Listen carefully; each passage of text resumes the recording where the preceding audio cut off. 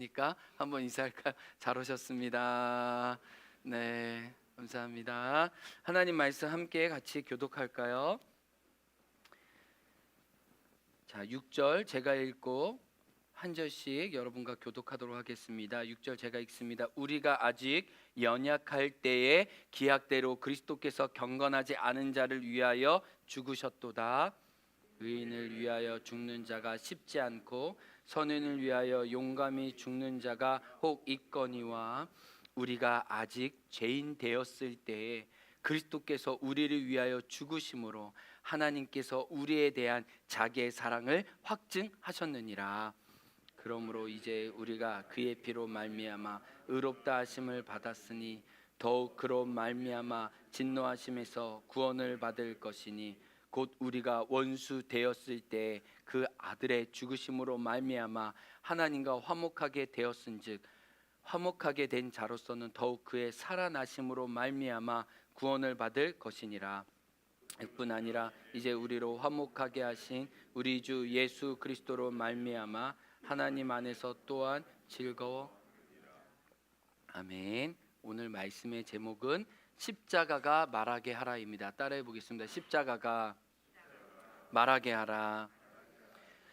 오늘 본문이 새벽에 대하기에는 솔직히 어려운 본문입니다. 어떤 이야기로 구성된 것이 아니라 딱딱한 어떻게 보면 신학적인 설명들이 가득 차 있는 것 같아서 이 말씀을 좀 잘 풀어 좀 이렇게 이야기하는 것이 필요합니다. 제가 이 말씀을 어제 하루 종일 이렇게 관찰하고 보면서 그리스도를 잘 따라가기 위해서 필요한 두 가지 인식이 오늘 본문에 녹아져 있구나.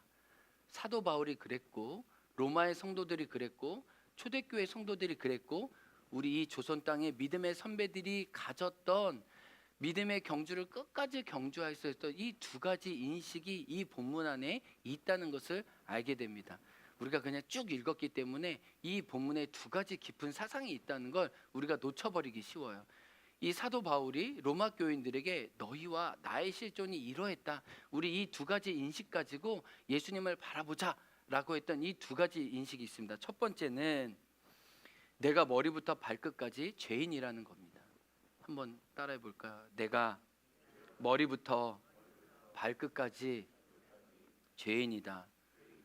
우리 김정은 교수님 표현을 말하는 내가 죄덩어리다. 세포 하나하나까지도 죄덩어리다. 내가 얼마나 죄인인지에 대한 고백이 오늘 6절부터 11절까지 나오고, 두 번째는 마지막 날 하나님의 공의로운 심판이 있다는 거예요.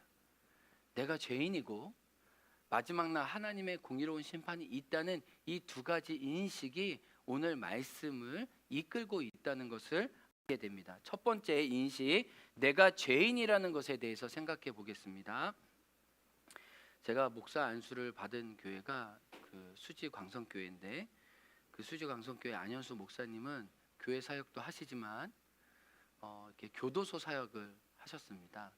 이 교도소 사역을 왜 하셨는지 목사님과 이야기를 나눌 때 목사님이 목회 사역 못지않게 가장 회심의 열매를 볼 수 있는 곳이 교도소 사역이라고 하셨어요.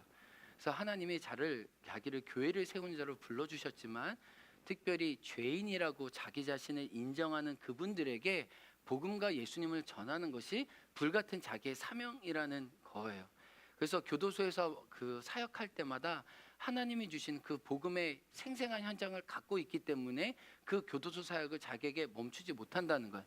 그런데 그분이 목사님이 얘기하는 게 뭐냐면은 우리가 복음을 전하려면 한 가지 기본 전제를 그 사람이 받아들여야 되는데 그게 너가 바로 죄인이다 라는 인식인데, 이 교도소에 계신 분들은 그런 인식을 대부분 많이 가졌다는 거예요. 그리고 제가 중할수록 이렇게 무기수일수록 형량의 중량일수록 내가 죄인이라는 인식을 그분들이 부인한 것 같아도 무의식 중에 다 갖고 있다는 거예요. 그래서 오늘 성경에서 말하는 이 당신이 죄인입니다, 당신의 실존의 머리부터 발끝까지 당신의 의지와 부패하지 않은 것이 없습니다라고 말씀을 전할 때 그분들이 순순히 응한다는 거예요. 그리고 그분들이 깊게 용서받고 싶은 죄책감과 수치심이 그 안에 있는데 그 죄책감과 수치심을 예수님이 용서해 주시기 위해 십자가에 달리셨습니다라고 고백하는 순간 그것을 내가 믿기 원합니다. 받기 원합니다. 제가 감히 자격이 없는데 그럴 수 있을까요? 라고 하는 고백들이 그분 안에 실제로 많다는 거예요. 그래서 자기에 대한 죄의 인식과 그 수치심과 그 두려움이 많은 것일수록 예수님의 십자가를 그분들이 더 순전히 단단히 우리가 성경에서 말하는 그대로 나는 아무 공로 없지만은 내가 예수님의 공로 의지해서 내가 구원받기 원합니다라고 철저히 그 교도소의 한가운데 수감자로서 복음을 받아들인다는 거예요. 그러니까 복음의 사역이 쉽다는 거예요. 그러니까 자기가 도시 사람만 만나다가 교도 사람 만나면 복음을 담대하게 전할 수 있어서 이 복음이 실은 자기를 살린다는 거예요. 그를 살리기도 하지만 이 원색적인 복음이 그대로 받아들이는 그 교도소 수감자 사이에서 이 복음의 능력을 이 목사님 자체가 다시 한번 확인하게 된다는 거예요.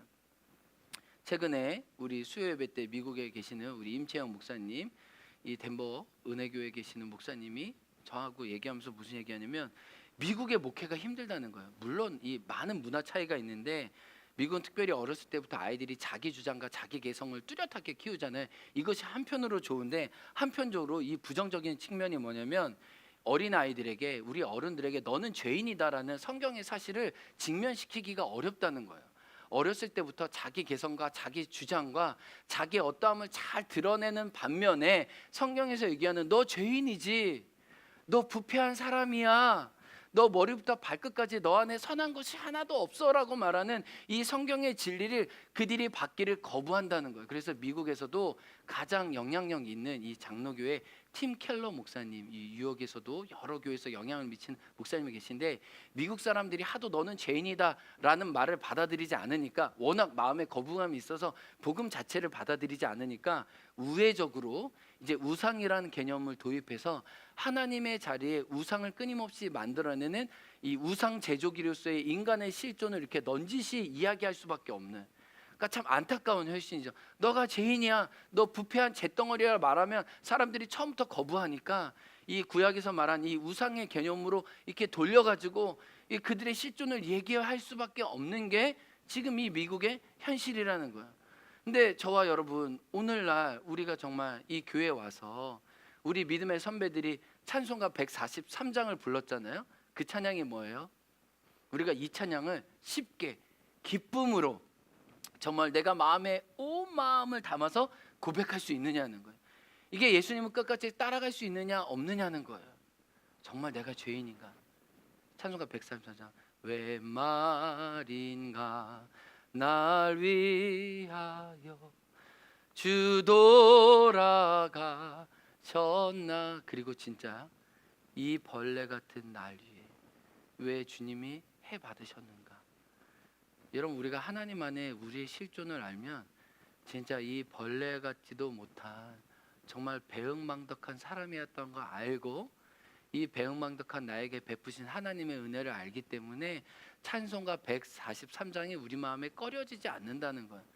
여러분 성경에서 자꾸 우리 죄를 직면하게 하는 이 찬양들을 여러분이 거절한다면 여러분 마음에 하나님 자리에 내가 높아지려고 하는 거 아닌가 잘 보세요.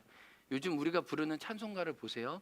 나에 대한 고백이 많은데 내가 죄인인 것을 직시하게 하는 찬양이 없다면 우리 마음을 좀 잘 돌아볼 필요가 있어요. 우리가 아까 전에 불렀던 찬양 있잖아요. 나의 죄를 정케 하사. 저는 정말 이런 찬양을 부르면 마음이 제가 더 뭉클하게 원하고 더 가난해지게 원해요. 내가 얼마나 죄인이었는데 사도 바울처럼 내가 정말 죄인 중에 괴수였는데 말할 수 없는 하나님의 은혜로 내가 사도가 되었고 하나님의 자녀가 되었다는 이 사실이 저와 여러분에게 떨림이 되기를 간절히 원합니다. 아멘. 그리고 오늘 두 번째 인식이 뭐냐면 마지막 날 하나님의 공의로운 심판이 있다는 거예요. 10절 끝에 보면 더욱 그의 살아나심으로 말미암아 구원을 얻을 것이니라. 이거는 미래형의 구원을 말하는 거고 9절에 보면 더욱 예수로 말미암아 진노하심에서 구원을 받을 것이다. 이것은 다 미래적인 심판의 개념이에요. 마지막 날 심판이 있을 것이다. 그래서 이 신약 성경에는 이것을 보석으로 비유하는데 어떤 사람이 이렇게 보석을 집었으면 그 당시에는 보석이 얼마나 순도가 있는지 알지 못하기 때문에 사용할 수 있는 방법이 지금처럼 뭐 광물을 분석하고 깨고 이런 기술이 있는 게 아니기 때문에 두 가지밖에 없었어요. 하나는 이 보석을 햇빛에 비춰서, 햇빛에 비추면 이 안에 뭐가 들어가 있는지 다 보이기 때문에 불순물이 있는지 없는지를 살펴보는 방법과 제일 좋은 방법은 그 보석을 불에 집어넣어 던져보는 거였어요. 그게 진짜 보석인지, 그가 찌꺼기는 없는지 알아보는 방법이 불 가운데 던지는 거였어요. 그런데 고린도전서 3장에 보면 사도 바울이 오늘 말씀과 더불어 무슨 얘기를 하냐면 마지막 날 우리가 불을 통과하게 될 것이다.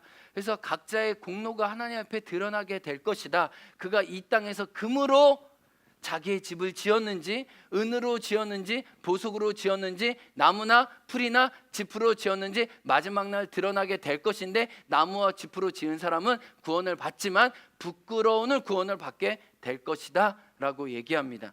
그런데 이것은 그리스도인 우리들에게 해당되는 분이라면 히브리서 12장 29절 같은 경우에는 뭐라고 얘기하냐면 우리 하나님은 소멸하는 불이시다. 따라해 보겠습니다. 우리 하나님은 소멸하는 불이시다. 하나님의 경고를 일부러 무시하고 반역한 사람은 소멸하는 불 가운데 지옥불에 떨어지게 될 것이다. 마지막 날 이 세상이 아무리 경고할 것처럼 보여도 하나님이 이 세상 만물을 다 흔들리고 영원히 흔들리지 않는 하나님의 나라가 이 새하늘과 새 땅 가운데, 이 세계 가운데 다시 임하게 될 때 하나님 일부러 거절했던 건 소멸하는 불 가운데 다 꺼져가게 될 것이다 라고 마지막 날 진노의 심판을 이야기하고 있는 거예요. 그러니까 우리가 정말 믿음 생활을 끝까지 잘하려면 진짜 내가 죄인인 게 받아들여져야 되고요, 진짜 마지막 날 의로운 심판이 있다는 걸 알아야 돼요. 제가 우리 교회 다니셨던 성도님 중에 정말 안타까운 것은 내가 죄인인 게 동의가 안 돼서 마지막 날 하나님이 예비하신 하나님 나라와 이 지옥이 있다는 걸 인정하지 않아서 신앙생활 못한 분이 있음을 알아요. 너무너무 안타까워요. 그러니까 문화적으로 종교적으로 그냥 어떤 클럽처럼 교회 올 수밖에 없는 거죠. 왜요? 내가 죄인인 걸 깨닫지 못해. 마지막 날 하나님의 공의롭고 의로운 심판이 있다는 걸 믿어지지 않으니까 여기서 올수록 불편해지는 거죠. 그러니까 처음에는 사람이 좋아서 클럽 생활처럼 하다가 이 두 가지 전제가 자기 안에 있지 않으니까 믿음의 경주를 걸어갈 수가 없는 거죠. 불편한 거죠. 꺼려지는 거죠. 십자가의 복음이 원래 이런 거예요. 내가 죄인인 거를 내가 얼만큼 깊게 동의하고 절절히 그걸 느끼느냐, 하나님의 의로운 심판이 얼마나 나를 기다리고 있고 내가 그 앞에 순전하게 서기 원하느냐에 따라 우리 신앙의 질이 달라진다는 거예요. 그런데 여러분 오늘 이제 성경을 좀 자세히 보기 원해요. 좀 여러분 진짜 죄송한데 오늘 아침에 조금 이렇게 집중을 잘해야 돼요. 오늘 본문이 딱딱한 본문이기 때문에 딱딱한 본문을 우리가 딱딱한 본문에 맞게 대해야 되는데 오늘 본문은 딱 두 가지 비교로 되어 있어요. 보면 죄인이었던 저와 여러분의 상태예요. 이제 이걸 살펴볼 거예요. 내가 얼마나 성경에서 죄인이었는지 여러 표현을 오늘 이 짧은 6절과 11절에 이야기하고 있는지와 마지막 날 진노의 심판을 면하게 하시려는 하나님의 사랑이 얼마나 대조되어 나와 있는지 이 본문을 우리가 따라가 보려고 해요. 이제 살펴볼게요. 죄인인 저와 여러분의 상태를 먼저 보겠습니다. 6절에 보면 뭐라고 얘기하냐면 우리가 연약했다라고 얘기합니다. 연약했다라고요. 공동 번역에서는 이거를 절망할 때라고 번역했어요. 자, 따라해보세요. 연약할 때, 우리가 절망할 때. 자, 영어 성경에 헬프리스라고 도와줄 리 아무도 없다라고 표현했어요. 연약하다는 건요, 절망했다는 얘기고요, 나를 도와줄 리 아무도 없다는 거예요. 그런데 로마서에 보면 사도 바울도 절망하고 나를 도와줄 리가 아무도 없다라고 고백했던 말씀이 있어요. 그게 로마서 7장 21절이에요. 성경책 있는 분들 찾아보세요. 로마서 7장 21절에 뭐라고 얘기하냐면 사도 바울이 내가 한 법을 깨달았는데 곧 선을 행하기 원하는 나에게 무엇이 있냐면 악이 있다. 그래서 내가 내 마음의 법이 나는 선을 행하고자 나는 뜻한 것 같았는데 내가 선을 행하기보다 오히려 나는 공고한 사람이로다. 제 법이 나를 이끄는 거다 라고 이야기하고 있는 거예요.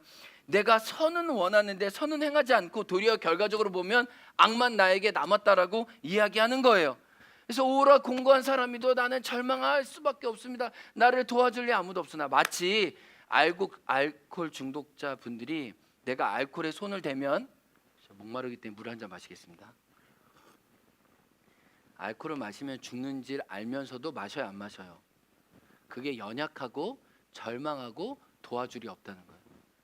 지금 바울이 뭐라고 그래요? 우리는 선을 행해야 된다는 걸 알지만 우리 행실을 보면 그 죄의 결과가 악이라는 거예요. 사도 바울이 이걸 너무 느껴. 그래서 자기가 연약하다는 거예요. 나를 도와줄 리 없다는 거예요. 정말 선한 법보다 죄의 법이 자기를 자꾸 사로잡는 것을 안다는 거예요. 이게 연약하다는 뜻이에요.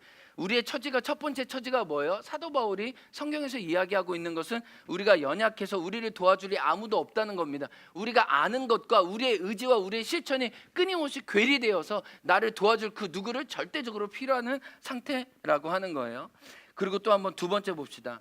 첫 번째 우리 상태가 연약했고, 두 번째는 6절에 보면 경건하지 않은 자라는 표현이 나오죠. 두 번째 우리의 실존이 뭡니까? 저와 여러분의 실존이 경건하지 않다는 거. 이건 적으셔도 돼요. 하나님을 향해서 반항했다는 거예요. 반항. 그리고 의도적으로 왜곡했다는 거예요. 이 말뜻입니다. 경건하지 않다는 게 이 말뜻이에요. 이 나와 있는 성경이 로마서 1장이에요. 로마서 1장 21절과 23절입니다. 우리 빠르게 한번 읽어볼까요? 로마서 1장 21절부터 23절. 경건하지 않은 우리 인간의 모습입니다. 하나님을 알되 하나님을 영화롭게도 아니하며 감사하지도 아니하고 오히려 그 생각이 허망하여지고 미련한 마음이 어두워졌나니 스스로 지혜 있다 하나 어리석게 되어 썩어지지 아니하는 하나님의 영광을 썩어질 사람과 새와 짐승과 기어다니는 동물 모양의 우상으로 바꾸느니라. 이게 경건치 않다는 거예요. 하나님을 알되 감사하지도 않았다고 얘기해요. 하나님의 영광이 분명히 드러났는데 그 영광을 소와 짐승과 그 어떤 것으로 바꿔버려서 하나님의 영광을 다른 것으로 전치시키는 그 우상의 공장들이, 이 부패한 마음들이 우리 안에 있다고 성경은 이야기하고 있는 거예요. 마치 출애굽해서 광야 중에 하나님의 영광을 보았지만 금송아지 만들어서 이게 하나님이라고 만들었던 그 부패한 불경건함이 저와 여러분의 모습이라고 오늘 본문은 이야기하고 있어요. 첫 번째 우리는 연약했습니다. 두 번째 우리는 경건하지 않았고 하나님을 향해 의도적으로 반항했습니다. 세 번째 8절 처음이에요. 5장으로 다시 넘어갑니다.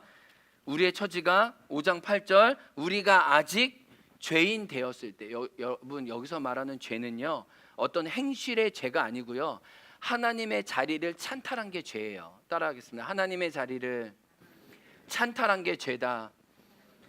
여러분 이런 도둑질하고 간음하고 뭐 이런 거는요 죄의 열매예요. 죄의 뿌리는 하나님의 자리를 찬탈한다. 여기서 우리가 아직 죄인 되었다는 건요, 하나님의 주인 되심을 거절하고 그 주인의 자리에 내가 끊임없이 앉으려고 하는 이 아담의 부패한 본성을 이야기하는 거예요.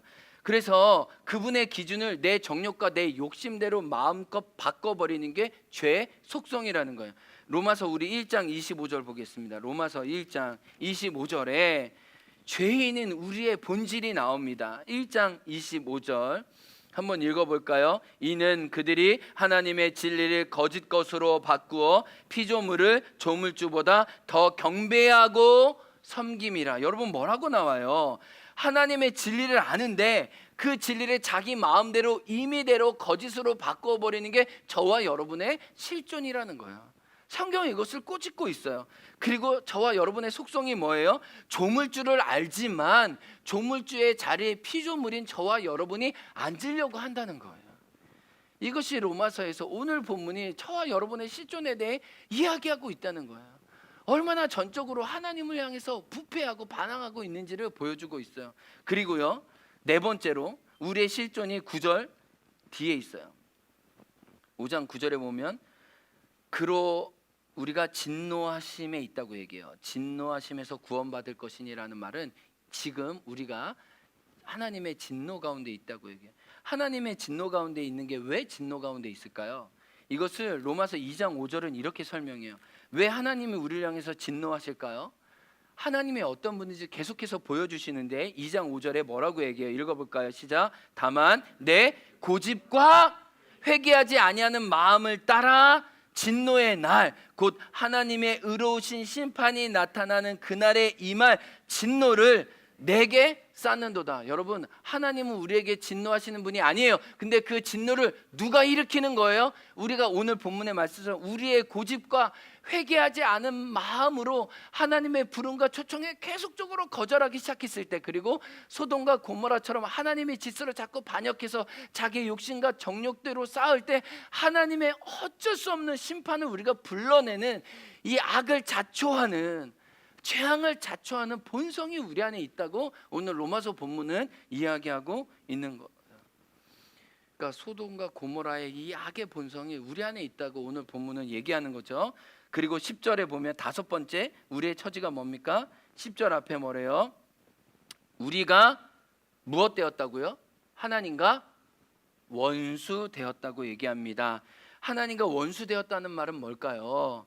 로마서 1장 28절에 설명하고 있어요. 로마서 1장 28절. 하나님과 원수 되었다는 말은 뭐예요? 또한 그들이 마음에 누구 두기를 싫어한대요? 하나님 두기를 싫어하는 게 원수예요. 여러분과 원수된 사람 보면 그 사람 이름만 들어도 싫은 것처럼 우리의 본성이 뭐냐면 마음에 하나님 두기를 싫어하는 하나님과 원수 되었다는 거예요. 여러분 기억하세요. 다섯 가지 얘기했어요. 우리는 연약했다. 우리는 불경했다. 우리는 죄인이어서 하나님의 자리를 찬탈했다. 우리는 하나님의 진노 아래 있고 하나님과 원수 되었던 존재였다. 그러니까 오늘 본문은 이 짧은 본문이지만 우리가 얼마나 총체적으로 부패하고 그분과 반대에 서 있는지를 묘사하고 있어요. 그러니까 우리 정말 구제불능이에요. 하나님 보실 때는 하나님의 영광이 드러났는데도 그분을 향해 삿대질하면서 너 뭐야? 라고 정말 무례하게, 정말 하나님을 방구석에 갖다 놓고 당신 능력 있으면 뭐 해봐 라고 그분을 깔보았던 존재라는 것을 솔직히 보여주고 있어요. 그런데 마지막 날 진노의 심판에서 우리를 구원하기 위한 하나님의 사랑이 오늘 또 기록되고 있습니다. 주 예수님이 우리를 마지막 날 심판에서 구원하기 위해서 당신의 사랑을 어떻게 보이셨어요? 자, 우리 6절 볼까요? 이제는 우리의 처지와 다른 예수님이 우리를 위해 하신 일입니다. 6절. 여러분 기약대로라는 말에 동그라미를 치세요. 기약대로. 예, 헬라어로는 카이로스라는 말이에요. 카이로스. 여러분 들어보셨죠? 예수님은 카이로스, 하나님의 때에 하나님이신 것을 포기하고 사람이 되셨다는 거예요. 자, 예수님이 하신 것은 뭐예요? 하나님의 정한 때, 역사의 약속한 때 하나님의 설정에 맞춰서 이 땅에 오셨다는 거예요. 구약에서 말씀한 약속한 메시아가 되기 위해 100% 하나님이셨던 분이 100% 인간이 되셔서 인간의 몸을 입고 이 땅에 오셨다는 거예요. 이게 예수님이 하신 첫 번째 일이에요. 기약대로, 구약에 약속한 대로 약속한 메시아가 베들레헴에서 태어나셨다는 거예요. 하나님이 설정한 때, 하나님이 정한 때 오셨다고 얘기하는 거예요. 그리고 6절 끝에 뭐라고 얘기하냐? 6절 중간에 기약대로 죽으셨대요. 다른 말로 하면 메시아가 죽었습니다. 메시아가 구원자가 우리를 살리기 위해서 대신 죽었습니다. 근데 메시아가 기약대로 죽으셨는데 어떤 방법으로 죽으셨어요? 십자가에서 죽으셨다는 거예요. 근데 우리는 이 십자가가 지금 우리에게 너무 그 아름다운 이미지로 바뀌어졌지만 처음 성경을 대했던 이 신약 성경 시대의 이 십자가는 너무나 참혹했잖아요. 그래서 학자들이 뭐라고 그러냐면 십자가는 어떤 죽음이냐면 모든 죽음의 고통을 다 경험하는 죽음이었다는 거예요. 그래서 힘들었다는 거예요. 그러니까 하나님은 하나님의 때에 예수님을 인간 되게 하셨는데 또 하나님은 하나님의 방법대로 예수님을 죽이셨는데 그 죽이시는 방법이 하나님의 설정이 십자가였는데 그 십자가의 죽음이 너무 고통스러웠던 것은 사람이 겪어야 하는 모든 고통을 너무나 고통스럽고 너무나 수치스럽고 너무나 공포를 극대화하고 너무나 잔인한 방법으로 예수님이 죽을 수 있도록, 그래서 우리가 이 땅에서 경험할 수 있는 모든 죄의 아픔과 형벌을 다 예수님이 끌어안을 수 있도록 십자가에서 죽으셨다는 거예요. 그러니까 여러분, 하나님은 그분의 사랑이 얼마나 큰지를 보여주기 위해 그냥 죽이는 척하거나 대충 웬만한 죽음으로 예수님을 모신 게 아니라 죽음 끝에 더 이상 사람이 감당할 수 없는 가장 극심한 고통의 끝, 죽음의 모든 차원을 다 맛보도록 예수님 십자가에서 죽이셨다는 것을 오늘 본문은 이야기하고 있어요. 그리고 예수님은 그 십자가형을 기꺼이 받아들이셨다고 오늘 본문은 얘기해요. 자, 예수님이 하신 일이 뭡니까? 기약대로 인간이 되셨고 기약대로 십자가에서 죽으셨고 8절에 보면 뭐라고 얘기해요? 8절 유명한 말씀이니까 한번 읽어볼까요? 시작. 우리가 아직 죄인 되었을 때 그리스도께서 우리를 위하여 죽으심으로 하나님께서 우리에 대한 자기의 사랑을 확증하셨느냐. 예수님이 하신 일은 뭐예요? 죽으심으로 하나님 우리를 향한 사랑이 얼마나 절절한지 증명하셨다는 거예요. 그러니까 하나님 편에서 할 수 있는 최고와 최선의 사랑을 십자가에서 드러나셨다는 거예요. 일전에 제가 얘기했는데 이 중국에서 영겁하시는 분이 관광객들 모아놓고 이 철사 같은 걸 쇠에 달가요. 그리고 이 연고 좀 팔아보려고 그분이 너무 가난했는지 왜 이렇게 자기 이렇게 여기에다가 이렇게 철사 감아가지고 이렇게 붉은 줄이 나오고 그 붉은 줄을 막 이렇게 하고 여기에다 연고 발라요. 그럼 사람들이 연고 살까요 안 살까요? 여러분 사겠어요 안 사겠어요? 징그러워서 안 사겠죠. 근데 사람들이 그 연고 바른 거 보면서 야, 이 연고 받고 제가 났어요. 사람 그 연고 사죠. 왜요? 자기가 몸으로 증명하는 거잖아요. 이 연고가 얼마나 좋은지. 제가 날마다 불에 담그지만 이 연고 발라서 이렇게 났어요 얘기하는 것처럼 십자가를 통해서 하나님이 과격한 방법으로 보여주시는 거예요. 내가 이보다 더 과격하게, 더 급진적으로, 더 효과적으로, 더 잘 박힌 모습으로 보여줄 수 있는 사랑의 방식이 없다라고 예수님은 보여주는 거예요. 그리고 또 네 번째, 예수님이 하신 일이 뭐예요? 9절에 보세요. 9절에 보면 그의 피로 말미암아 의롭다 하십니다. 아멘. 따라합니다. 그의 피로 의롭다 하신다. 여기서 의롭다 하신다는 거 법정적인 개념이에요. 더 이상 우리는 사단의 고소와 정죄를 받지 않아요.